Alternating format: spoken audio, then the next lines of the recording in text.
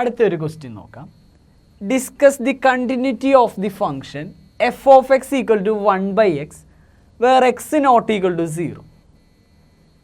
F of x equal to 1/x അത് define ചെയ്തിരിക്കുന്നത് X 0 ആവാത്ത തരത്തിലാണ്. ഈ ഫംഗ്ഷൻ കണ്ടിന്യൂസ് ആണോ അല്ലയോ എന്ന് ചെക്ക് ചെയ്യണം. അപ്പോൾ നമ്മൾ സാധാരണ പോലെ കണ്ടിന്യൂറ്റി ചെക്ക് ചെയ്യാൻ പോവാണ്. അപ്പോൾ നമ്മളൊരു പോയിൻ്റ് എടുക്കണം. Let see B an arbitrary element, CB an arbitrary element in the domain. ഡൊമെയിനിൽ നിന്നും ഒരു ആർബിട്രറി എലമെൻറ്റ് സി എടുത്തു. Arbitrary element from the domain. അപ്പോൾ ഡൊമെയിൻ എന്ന് പറഞ്ഞാൽ ഇതിൽ 0 ആവില്ല കേട്ടോ, 0 ഉൾപ്പെടാത്തതാണ്. ഇതിൻ്റെ ഡൊമെയിനിൽ 0 ഇല്ല. അപ്പോൾ സി ഒരിക്കലും 0 ആവില്ല എന്നർത്ഥം കേട്ടോ. അത് നമ്മളിനി പ്രത്യേകം പറയേണ്ട കാര്യമില്ല, കാരണം ക്വസ്റ്റ്യനിൽ തന്നെ ഡൊമെയിൻ അവർ തന്നിട്ടുണ്ട്. നമ്മളിതിൻ്റെ ഡൊമെയിനിൽ നിന്ന് സി എന്ന് പറയുന്ന ഒരു ആർബിട്രറി എലമെൻറ്റ് എടുത്തു. ഇനി ആ സിയിൽ ലിമിറ്റ് കണ്ടുപിടിക്കാം. അപ്പോൾ limit x tends to c f of x equal to limit x tends to c, ഇവിടെ എഫ് ഓഫ് എക്സ് എന്ന് പറഞ്ഞു കഴിഞ്ഞാൽ 1/x. അപ്പോൾ ഇതിൻ്റെ ലിമിറ്റ് കാണാനായിട്ട് ഇതാ ഈ എഫ് ഓഫ് എക്സിലെ എക്സ് കാണുന്നിടത്ത് സി കൊടുത്തു. അപ്പോൾ ഇതിൻ്റെ ലിമിറ്റ് 1/c. ഇനി നമ്മൾ നേരെ എഫ് ഓഫ് സി കണ്ടു എന്ന് വെക്കുക. അപ്പോൾ ഇവിടെ എഫ് ഓഫ് എക്സ് പറഞ്ഞാൽ 1/x ആണ്. അപ്പോൾ എഫ് ഓഫ് സി പറഞ്ഞു കഴിഞ്ഞാൽ 1/c.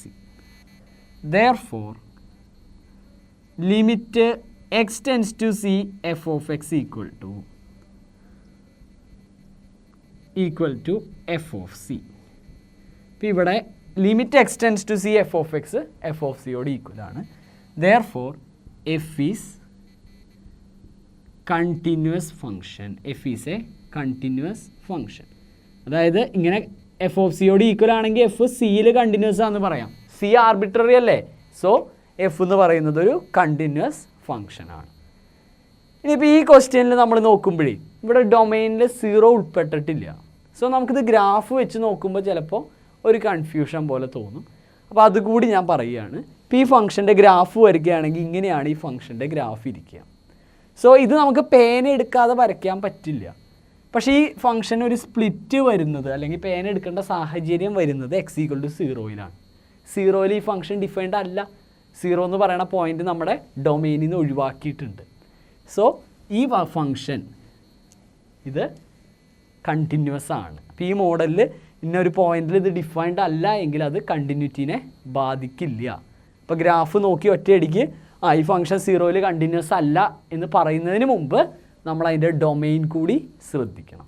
ഓക്കെ, പിന്നെ ഈ ഗ്രാഫിൻ്റെ പ്രസക്തി എന്ന് പറഞ്ഞു കഴിഞ്ഞാൽ എക്സ് ചെറുതാവും തോറും, എക്സിൻ്റെ വാല്യൂ ചെറുതാവും തോറും എഫ് ഓഫ് എക്സിൻ്റെ ഉത്തരം മുകളിലേക്ക് പോകണം.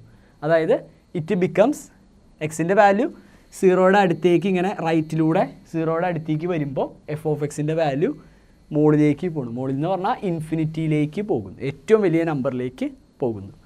ഇങ്ങനെ പോയിക്കൊണ്ടേയിരിക്കണം. ഇതുപോലെ ലെഫ്റ്റിലൂടെ എക്സ് 0-ക്ക് അപ്രോച്ച് ചെയ്യുമ്പോൾ എഫ് ഓഫ് എക്സിൻ്റെ വാല്യൂ ഏറ്റവും ചെറിയ നമ്പറിലേക്ക് പോയിക്കൊണ്ടേയിരിക്കും. ഓക്കെ, ഇതാണ് ഇതിൻ്റെ ഒരു ഗ്രാഫ്. അപ്പോൾ ഞാൻ ജസ്റ്റ് ഈ ഗ്രാഫ് കൂടി ഒന്ന് പറഞ്ഞു എന്നേ ഉള്ളൂ കേട്ടോ. അടുത്ത ഒരു ക്വസ്റ്റ്യൻ നോക്കാം. Discuss the continuity of the function f defined by f of x equal to x plus 2 if x less than or equal to 1, x minus 2 if x greater than 1. ഇങ്ങനെ ഒരു ഫംഗ്ഷൻ ഡിഫൈൻ ചെയ്തിരിക്കുന്നു. ഇതിൻ്റെ continuity check ചെയ്യണം. ഇത് എവിടേക്കാണ് continuous എന്ന് check ചെയ്യണം. അപ്പോൾ ഇതിൻ്റെ കണ്ടിന്യൂറ്റി ചെക്ക് ചെയ്യാനായിട്ട് നമ്മളൊരു എളുപ്പവഴി പഠിക്കും. അപ്പോൾ അതിനു മുമ്പ് നമ്മൾ ഗ്രാഫിൻ്റെ സഹായത്തോടു കൂടി നമുക്കിതൊന്ന് ഒരു എളുപ്പവഴി നമുക്ക് ഐഡൻറ്റിഫൈ ചെയ്ത് വെക്കാം. അതിന് വേണ്ടിയിട്ടാണ് നമ്മളിപ്പോൾ ഈ ചോദ്യം ചെയ്യണത് തന്നെ. അപ്പോൾ നമുക്കിതിൻ്റെ ആൻസറിലേക്കൊന്ന് വരാം. ആദ്യം തന്നെ ഈ ഫംഗ്ഷൻ്റെ ഗ്രാഫ് ഒന്ന് വരയ്ക്കാൻ പറ്റുമെന്ന് നോക്കുക. ഈ ഫംഗ്ഷൻ്റെ ഗ്രാഫ് ഒന്ന് വരയ്ക്കാൻ പറ്റുമെന്ന് ട്രൈ ചെയ്യാം. അപ്പോൾ അതെ, ഞാനിവിടെ എക്സ് ആക്സിസും വൈ ആക്സിസും ഒക്കെ വരച്ചു. എക്സ് ആക്സിസും വൈ ആക്സിസും ഒക്കെ റെഡിയാക്കി. ഇപ്പോൾ ഇവിടെ ഇതാണ് എക്സ് ഈക്വൽ ടു 1 എന്ന് വിചാരിക്കുക. ഇവിടെ x equal to 2, x equal to 3. ഇത് എക്സ് ഈക്വൽ ടു -1, -2, -3. ഇവിടെ 1, 2, 3. ഇവിടെ 4 ഉണ്ടെന്ന് വിചാരിക്കുക. ഇതുപോലെ ഇവിടെ -1 -2 അങ്ങനെയാണ് പോയിക്കൊണ്ടിരിക്കുന്നത് എന്ന് വിചാരിക്കട്ടെ. അപ്പോൾ ഇത് നമ്മുടെ എക്സ് ആക്സിസ്, നമ്മുടെ വൈ ആക്സിസ്. ഇതിൽ x1 മുതൽ 1 ചെറുത് വരെ ആണെങ്കിൽ അതിൻ്റെ ഇമേജ് x+2 എന്നാണ് പറയണത്. നമ്മൾ ഈ ഭാഗത്തിൻ്റെ മാത്രം ഗ്രാഫ് വരയ്ക്കാം. അപ്പോൾ ഇതൊരു ഫസ്റ്റ് ഡിഗ്രി പോളിനോമിയലാണ്. സോ ഇതിൻ്റെ ഗ്രാഫ് ഒരു സ്ട്രെയിറ്റ് ലൈൻ ആയിരിക്കും. അപ്പോൾ ആദ്യം x=1ൻ്റെ ഇമേജ് നോക്കുക. x=1 1+2 3 ആണ് ഇമേജ്. അപ്പോൾ 1 ഈ ഫംഗ്ഷൻ്റെ ഇമേജ് 3. ഞാനിവിടെ 1, 3 എന്ന് പറയുന്ന പോയിൻ്റ് അടയാളപ്പെടുത്തിയിട്ടാണ്.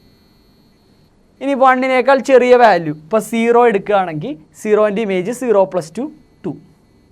ഇവിടെ -1 എടുക്കുകയാണെങ്കിൽ -1ൻ്റെ ഇമേജ് 1. അപ്പം ഇങ്ങനെ പോകുന്ന ഒരു സ്ട്രെയിറ്റ് ലൈനാണ് ഇത്. ഏകദേശം ഇങ്ങനെ പോകണമെന്ന് വിചാരിക്കുക. ഇതാണ് ഈ സ്ട്രെയിറ്റ് ലൈൻ.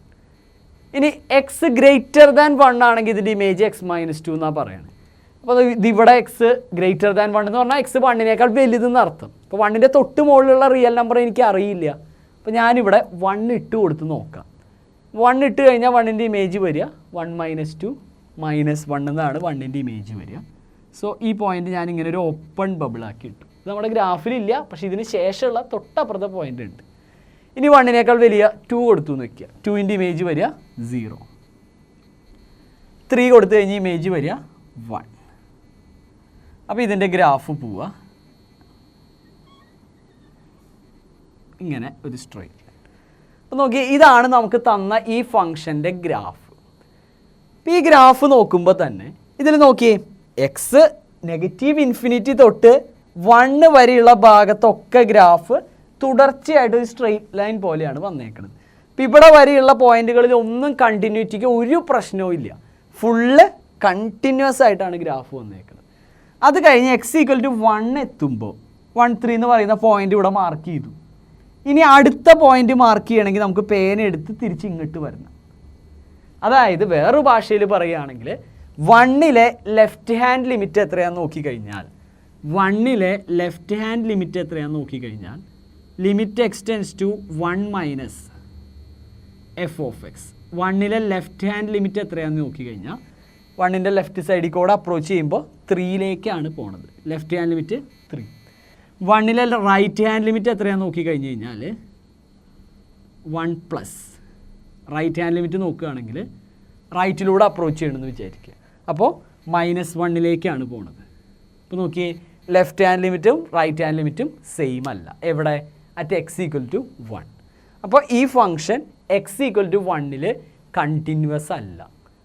ബാക്കിയുള്ള പോയിന്റുകളിൽ ഒന്നും കുഴപ്പമില്ല, അവിടെയൊക്കെ ലെഫ്റ്റ് ഹാൻഡ് ലിമിറ്റും റൈറ്റ് ഹാൻഡ് ലിമിറ്റും ഒക്കെ സെയിം ആണ്.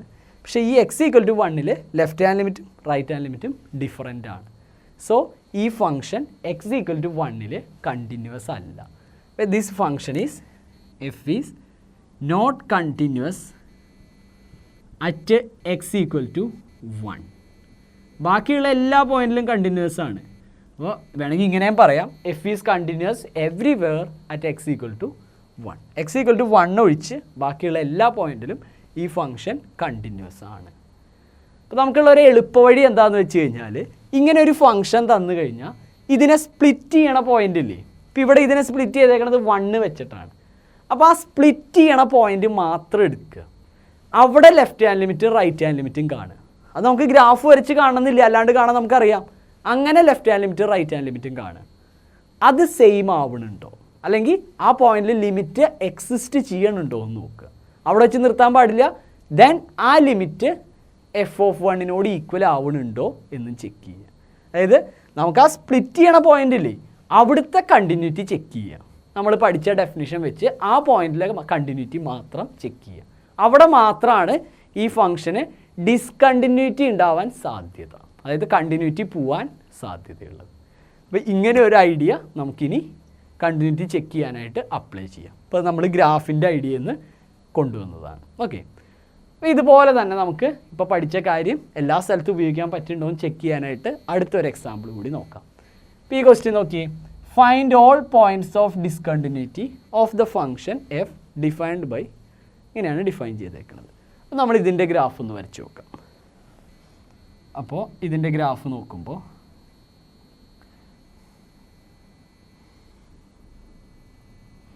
എക്സ് ആക്സിസ് വരച്ചു, വൈ ആക്സിസ് വരച്ചു.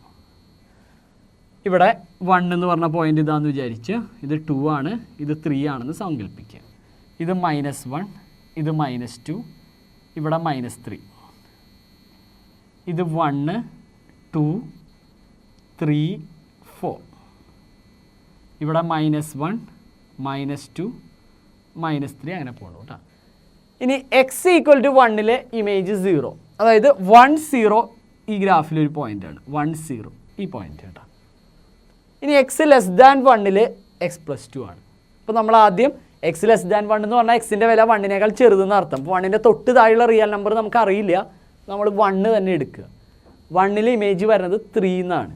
അപ്പോൾ 1, 3 ആ പോയിൻ്റ് ഒരു ഓപ്പൺ ബബിൾ ഇട്ട് റെപ്രസെൻറ്റ് ചെയ്യുക. ഇനി അടുത്ത x <1 എന്ന് പറഞ്ഞാൽ അടുത്ത എക്സിൻ്റെ വാല്യൂ കൊടുക്കുക, അതായത് x = 0 കൊടുത്ത് നോക്കുക.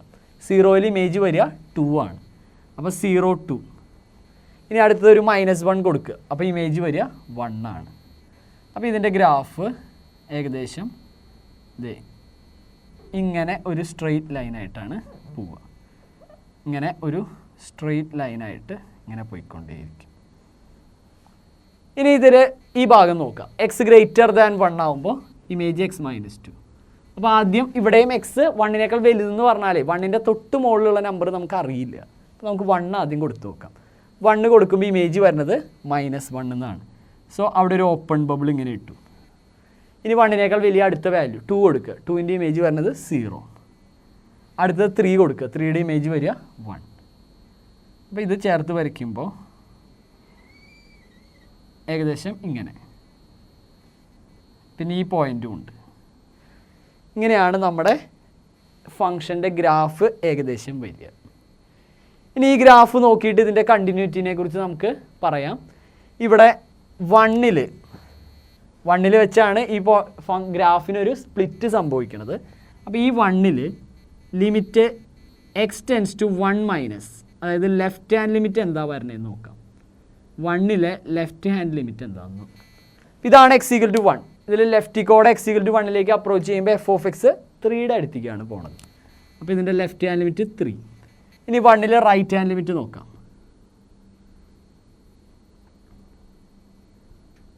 1ലെ റൈറ്റ് ഹാൻഡ് ലിമിറ്റ് നോക്കുമ്പോൾ 1ലെ റൈറ്റ് ഹാൻഡ് ലിമിറ്റ് എന്ന് പറഞ്ഞു കഴിഞ്ഞാൽ -1.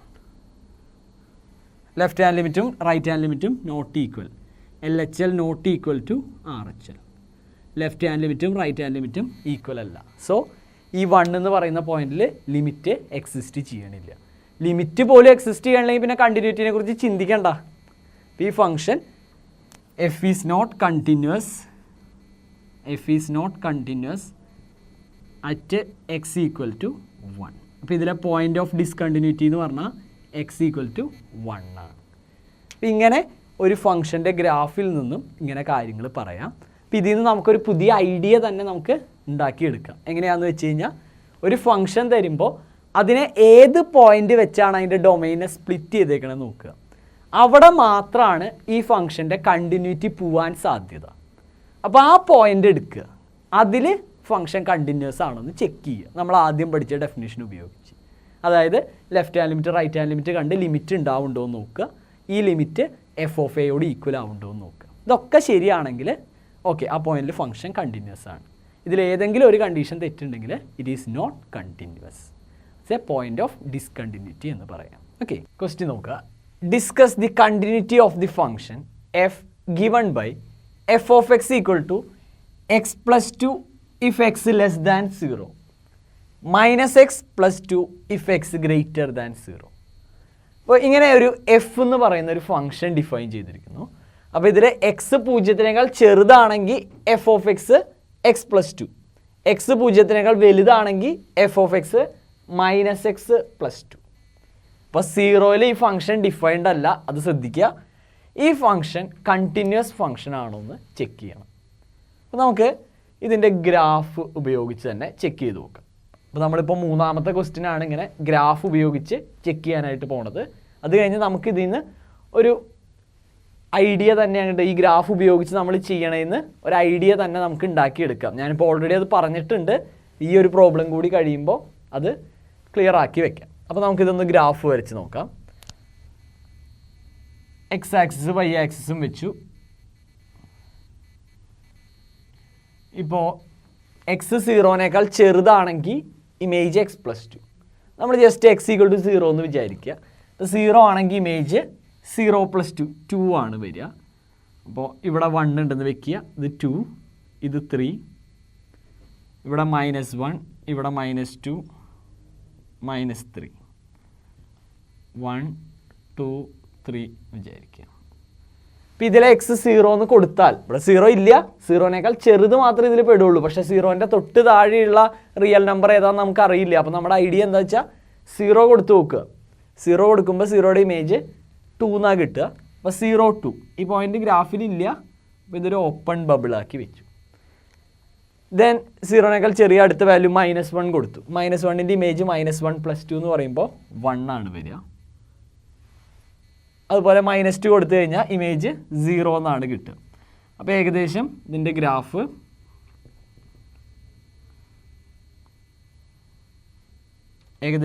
ഗ്രാഫ് ഇങ്ങനെ ഇതൊരു സ്ട്രെയിറ്റ് ലൈനായിട്ട് ഇങ്ങനെ പോയിക്കൊണ്ടേയിരിക്കണം. അപ്പോൾ എക്സ് 0-നേക്കാൾ ചെറുതാണെങ്കിൽ ഗ്രാഫ് ഏകദേശം ഇങ്ങനെയാണ് പോവുക.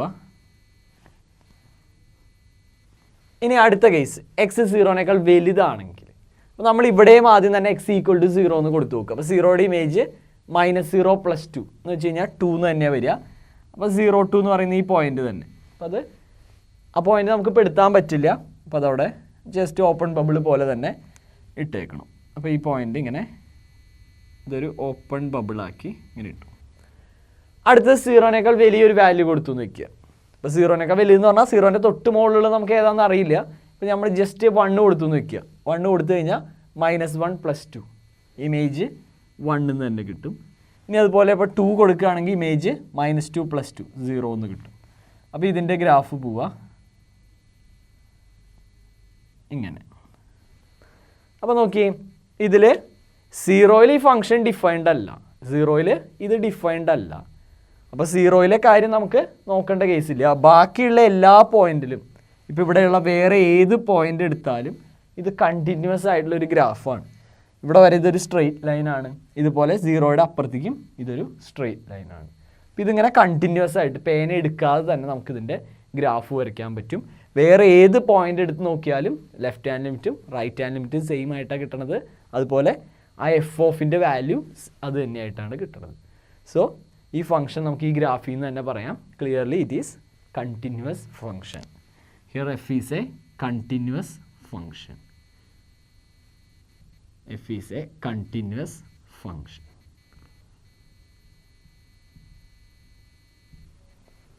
കട്ട് ചെയ്തു.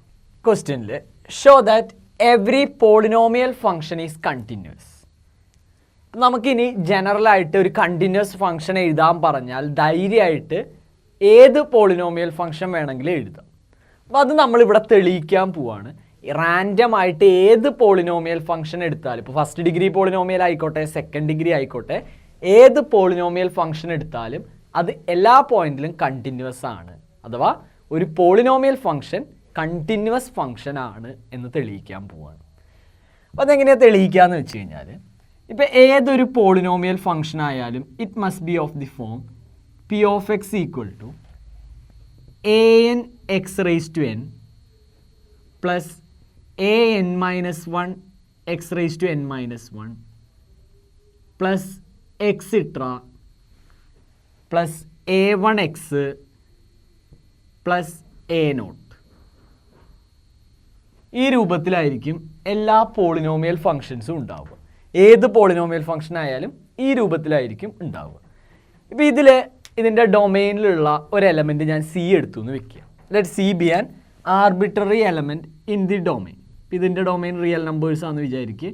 അപ്പോൾ നമ്മൾ ഇതിൻ്റെ ഡൊമെയിനിൽ നിന്ന് ഒരു സി എടുത്തു. അങ്ങനെയാണെങ്കിൽ limit x tends to c p of x എന്ന് പറഞ്ഞു കഴിഞ്ഞാൽ ഇവിടെ എക്സ് കാണുന്നിടത്തൊക്കെ സി കൊടുക്കുക. അപ്പോൾ നമുക്ക് വരിക an c(n) plus an-1 c(n-1) plus extra plus a1c plus a0 എന്നാണ് വരിക. അതായത് നമുക്ക് കിട്ടണത് എഫ് ഓഫ് സി ആണ്. നമുക്ക് എഫ് ഓഫ് പോട്ടെ, ഇവിടെ പി ഓഫ് എന്ന് നമ്മൾ എടുത്തേക്കണേ. സോ ഇങ്ങനെ ചെയ്യുമ്പോൾ നമുക്ക് കിട്ടണത് പി ഓഫ് സി ആണ്. നോക്കി, ഏതൊരു പോളിനോമിയൽ ഫംഗ്ഷൻ എടുത്താലും അത് ഈ ഫോമിലായിരിക്കും ഇരിക്കുക. ഇതാണ് ഒരു പോളിനോമിയലിൻ്റെ ജനറൽ ഫോം. ഒരു nth ഡിഗ്രി പോളിനോമിയലാണ് ഈ എഴുതിയിരിക്കുന്നത്. അപ്പോൾ ഏത് പോളിനോമിയൽ ഫംഗ്ഷൻ എടുത്താലും ഈ ഫോമാറ്റിലായിരിക്കും ഇരിക്കുക. സോ നമ്മളിതിൻ്റെ ഡൊമൈനിൽ നിന്ന് ഒരു ആർബിട്രറി ആയിട്ടൊരു സി എടുത്തു എന്ന് വെക്കുക. Then limit x tends to c p of x കണ്ടു കഴിഞ്ഞാൽ നമുക്ക് an c⁻n an-1 c⁻n-1 plus extra a0 എന്ന് കിട്ടും. ഇതാണ് നമ്മുടെ പി ഓഫ് സി. അപ്പോൾ limit x tends to c p of x equal to p of c എന്ന് കിട്ടണം. അതിൻ്റെ അർത്ഥം therefore f is a continuous function. അതിൻ്റെ അർത്ഥം ഇവിടെ ഡിഫൈൻ ചെയ്ത എഫ് അല്ല പി, ഇവിടെ ഡിഫൈൻ ചെയ്തിരിക്കുന്ന പി എന്ന് പറയുന്ന പോളിനോമിയൽ ഫംഗ്ഷൻ കണ്ടിന്യൂസ് ആണ്. ഇതുപോലെ അപ്പോൾ ഇനി ധൈര്യമായിട്ട് നമുക്ക് ഏതെങ്കിലും ഒരു കണ്ടിന്യൂസ് ഫംഗ്ഷൻ എക്സാമ്പിൾ എഴുതാൻ പറഞ്ഞു കഴിഞ്ഞാൽ റാൻഡം ആയിട്ട് ഒരു ഫസ്റ്റ് ഡിഗ്രി പോളിനോമിയലോ സെക്കൻഡ് ഡിഗ്രി പോളിനോമിയലോ നിങ്ങൾക്ക് ഇഷ്ടമുള്ള ഒരു ഡിഗ്രിയിലുള്ള പോളിനോമിയൽ പറഞ്ഞാൽ മതി. അത് എല്ലാ പോയിന്റിലും കണ്ടിന്യൂസ് ആയിരിക്കും. ഇനിയിപ്പോൾ അടുത്തത് നമ്മൾ +1 പഠിച്ച അടുത്തൊരു ഫംഗ്ഷനാണ് ഗ്രേറ്റസ്റ്റ് ഇൻറ്റിജർ ഫംഗ്ഷൻ. അതിൻ്റെ കണ്ടിന്യൂറ്റി ഒന്ന് നമുക്ക് നോക്കാം. ഇപ്പോൾ ക്വസ്റ്റ്യൻ നോക്കുക. Find all points of discontinuity of greatest integer function defined by f of x equal to greatest integer function of x. ഇപ്പോൾ ഈ ഫംഗ്ഷൻ നമുക്ക് ഓർമ്മയുണ്ട്, നമ്മൾ +1 പഠിച്ചിട്ടുള്ള പ്രധാനപ്പെട്ട ഒരു ഫംഗ്ഷനാണ് ഗ്രേറ്റസ്റ്റ് ഇൻറ്റിജർ ഫംഗ്ഷൻ. അതായത് ഗ്രേറ്റസ്റ്റ് ഇൻറ്റിജർ ഫംഗ്ഷൻ ഓഫ് 1.2 എന്ന് പറഞ്ഞു കഴിഞ്ഞാൽ ഈ 1.2ന് തൊട്ട് മുമ്പുള്ള ഇൻറ്റീജർ, അതായത് 1 ആയിരിക്കും വരിക. അപ്പോൾ ഇവിടെ 0 തൊട്ട് 1 വരെയുള്ള എല്ലാ എലമെൻറ്റുകളുടെയും ഇമേജ് 0 ആയിരിക്കും.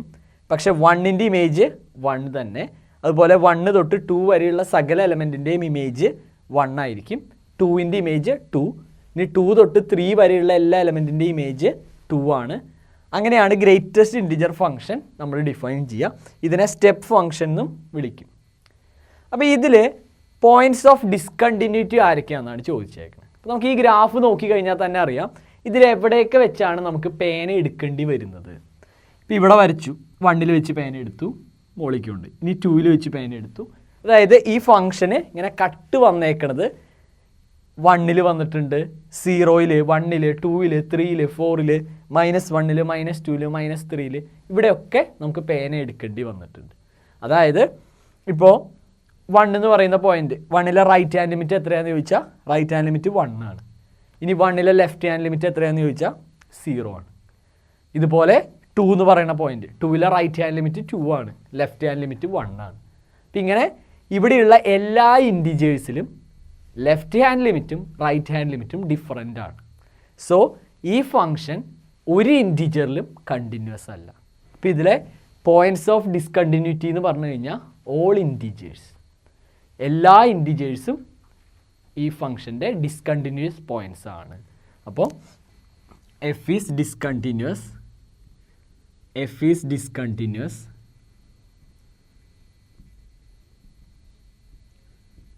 At all integers.